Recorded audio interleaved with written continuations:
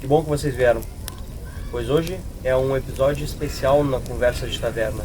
O episódio que começará a nossa Conversa na Fogueira. A Conversa na Fogueira será um compilado de vídeos onde nós iremos conversar e eu irei apresentar para vocês as mitologias nórdicas, as lendas envolvendo os 9 reinos, os deuses Aesir, Vanir e os Jotuns.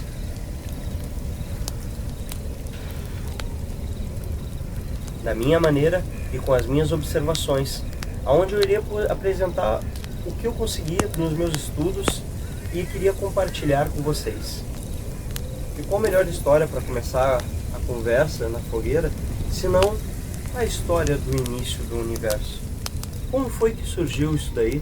Como foi que surgiu os 9 reinos no ponto de vista nórdico? Vocês certamente já devem ter ouvido falar em Asgard, Midgard, Jotunheim, Muspelheim, Helheim. Mas como esses lugares se originaram? Então, senta comigo e a gente vai conversar. Mas antes disso, skål!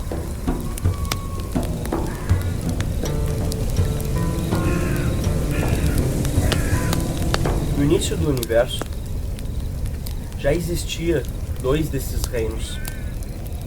Esses reinos eram Muspelheim, o reino das chamas ardentes, do fogo escaldante e de domínio de Surtur, o grande gigante de fogo.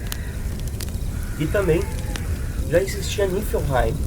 Niflheim era um gelo absurdo, incrivelmente nevoado e frio, o inferno para os vikings. Nesse vazio enorme que existia entre os 2 reinos, chamava-se de Ginnungagap. Ginnungagap era um vazio eterno, um espaço sideral, onde deixava esses reinos vagando por ali. Em um certo ponto dos milênios que existiram, Ginnungagap começou a trazer os 2 reinos para chegar mais próximo um do outro, até o momento onde os 2 reinos colidiram. E a explosão, o impacto desses reinos foi tão forte que gerou-se muita vida, muita matéria. E a colisão do frio extremo com o calor extremo começou a trazer uma vida ao Ginnungagap. Era um ser colossal, do tamanho de planetas. Esse ser chamava-se Ymir. E ele foi tomando forma e logo em seguida outro ser também foi tomando forma. Esse ser pode ser chamado de Audhumbla. Audhumbla era uma vaca. Uma vaca. E essa vaca começou a se formar também. Assim como qualquer outra, ela também tinha tetas e jorrava leite. Não só a vaca, mas outras coisas nessa colisão surgiram no espaço. Faíscas de Muspelheim e gelos de Niflheim. De uma dessas grandes peças de gelo, a Audhumbla lambia para poder se alimentar. Também Ymir se alimentava dos leites que a Audhumbla gerava. E com o tempo foi passando, a vaca foi moldando outro ser. Do gelo que ela lambia, outro ser foi moldado. Além disso, Ymir era vida pura, tão forte, tão poderoso, mas também tão caótico, que o ser que ele conseguia gerar seres a partir do seu próprio suor. Consegue imaginar? Esse ser era tão divino, tão poderoso, mas também era uma forma caótica da natureza pura. E podemos associar até aí que a colisão desses 2 reinos poderia ser o nosso Big Bang, uma das teorias mais aceitas hoje cientificamente. O Big Bang que conseguiu trazer toda a matéria à vida, mas houve uma colisão entre a matéria e a antimatéria. E a partícula de Deus, né, Bóson de Higgs, trouxe isso à vida. isso à tona, o que nós temos hoje, mas por bilhares de anos. E é a única mitologia que traz um Big Bang à sua maneira, mas traz ele para nós. Interessante, não?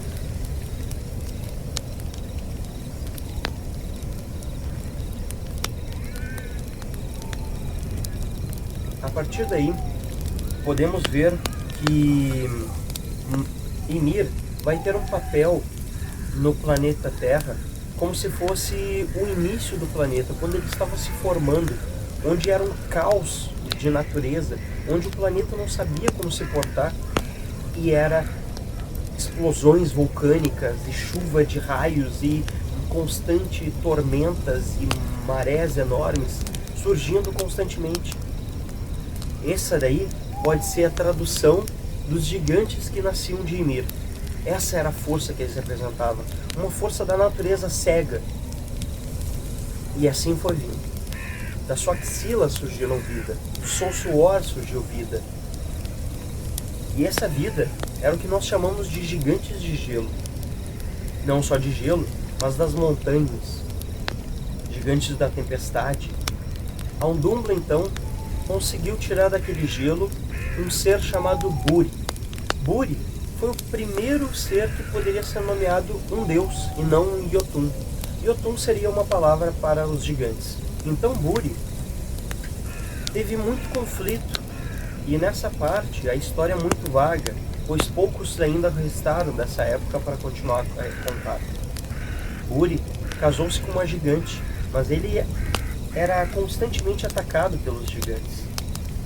Com essa gigante, ele teve 3 filhos, sendo um deles Bor. Bor era um grande de um Aesir. E ele também teve seus filhos, 3 deles. Vivendo em constante batalha, seus 3 filhos, Vili, Ve e Odin, aquele que a gente já conhece, se viram na obrigação de parar com esse caos. Então eles travaram uma batalha com os gigantes, mas não conseguiam vencer. A força dos gigantes era formidável. E por mais que os gigantes, que os deuses Aesir e Vanir tentassem lutar contra eles, eles não conseguiam vencer. Então eles decidiram que acabar com a fonte primal deles seria o necessário. Matar o gigante Ymir. Matar um ser que era a vida pura, um planeta. E eles o fizeram. Os 3 o mataram. A morte de Ymir foi tão poderosa que no Ginnungagap aquilo colidiu, aquilo expandiu e tudo os seres que viviam em Ymir foram mortos porque seu sangue não necessariamente era vermelho como o nosso, mas era como se fosse a água do mar, salgado como a água do mar. Afundou nele e afogou todos os gigantes que viviam nele. Apenas uma pequena família sobreviveu. Eles arranjaram um pequeno navio e subiram em cima dele e com eles foram levados até uma parte de Ymir que acabou gerando Jotunheim, uma terra selvagem e inóspita, mas que apenas os gigantes conseguem viver lá, pois é muito selvagem. Com a vitória dos deuses, Odin pegou o que tinha de vida nos restos mortais de Ymir e foi gerando o que nós podemos chamar de lar, a terra. Midgard, a terra do meio. Com sua carne, ele criou a terra, a qual nós plantamos. Com o seu sangue, ele fez o mar, os lagos e os rios. Pois parecem, não? Veias que levam a algo maior. Dos seus ossos, ele criou as montanhas. Dos seus miolos, ele rasgou e jogou ao céu para termos nuvens. Dos seus cílios, ele fez um cercado para que os gigantes não pudessem invadir aquela terra. E do seu crânio, da sua cúpula, ele usou como proteger para fazer a abóboda e proteger a terra. Sim, naquela época eles eram terraplanistas. Quem não era? Odin, Ve e Vili estavam realmente contentes com o que eles viram, com o que eles criaram. Então, um certo dia, andando em Midgard, eles encontraram 2 troncos, um de freixo e um de olmo, a qual eles acharam tão perfeito aquela madeira que decidiram dar vida a ela. Vê e Vili esculpiram-na e deram inteligência, sabedoria, vontade própria, e Odin soprou-lhe a vida, e assim forjaram os primeiros homem e mulher, Ask e Embla, seus nomes. Dando a vida aos 2 primeiros seres da Terra, a qual iriam povoar Midgard, ele ganhou o título de Pai de Todos, pois todos nós seríamos filhos de Odin em um certo momento. Mas não só de Odin. Heimdall também teve um papel importante, assim como outros deuses, mas essa história a gente vai contar outro dia. Odin, depois de criar a perfeita Midgard, fez dela nascer um freixo tão grande que deram o nome de Yggdrasil, a Árvore dos Mundos. Ela conectava todos os reinos que estavam vagando em Ginnungagap, que foram criando-se com a explosão, com a morte de Ymir. E aquelas raízes de Yggdrasil prendeu os reinos para não haver uma colisão nova e não acabar com a vida de todos os reinos novamente. Outros reinos foram criados. Das larvas do corpo podre de Ymir, essa vida acabou se dividindo em seres de condutas diferentes. Tende-se a falar que era do lado mau e lado bom, mas às vezes nem tudo é tão preto no branco. Seres que tinham um aspecto mais bondoso, ele criou um reino de pura paz e harmonia, parecido com a Midgard. Esse reino foi chamado de Alfheim. Seria como se fosse um paraíso. Alfheim era o lugar dos elfos claros, as fadas, dos gnomos, claro, as fadas, dos gnomos, os seres élficos, mágicos, que sobraram, que às vezes não eram tão carismáticos quanto os de Alfheim, criaram-se outras maneiras de guardá-los. Colocaram eles em Svartalfheim. Esses seres tendiam-se a um lado escuro, não só escuro por maldade, às vezes por algum tipo de egoísmo ou ganância, mas não apenas. Eram dos elfos negros, os elfos sombrios, e também dos anões. Há quem diga que eram a mesma espécie, há quem diga que eram diferentes. Os anões também dividiam o espaço com os trolls, com os ogros, e esses seres tinham que viver embaixo da terra, escondidos do sol, no reino escuro, pois se saíssem havia o perigo de serem tocados pelo sol, e se tocados pelo sol virariam pedra na hora. Para os deuses, Aesir, Odin criou um reino chamado Asgard, o reino de ouro, todas as peças, como talheres, ferramentas, e eles criaram as primeiras ferramentas, martelo, pinça e prego. E assim, com esse conhecimento, trouxeram para nós. E hoje conseguimos construir tudo, pois Odin nos permitiu que tivéssemos acesso a essas ferramentas. Mas, magistralmente, quem manuseia elas são os anões em Svartalfheim. Se quiser qualquer coisa muito bem feita, vai a Svartalfheim e peça para um anão fazer. Não vai se desapontar. Nesse processo de povoamento, Odin teve contato com mais deuses, mais seres, e outros deuses foram surgindo, Aesir e também uma classe chamada Vanir. Com as ondas, ele fez Heimdall, com uma gigante que representava a terra, Fjord, ele fez poderoso Thor. Com Frigga, ele fez Balder, e assim foi seguindo. Muitos deuses maravilhosos, de valores, que nos trouxeram harmonia, paz, guerra, combate, conhecimento, todos eles, tudo que nós temos é porque algum Deus em algum momento nasceu. A poesia, a arte, a arquearia. Então a eles nós somos agradecidos. Como cuidar dos nossos bebês, como plantar na terra, esse conhecimento, nada de graça foi. tudo foi pago com preços. Geralmente, os deuses nos davam isso.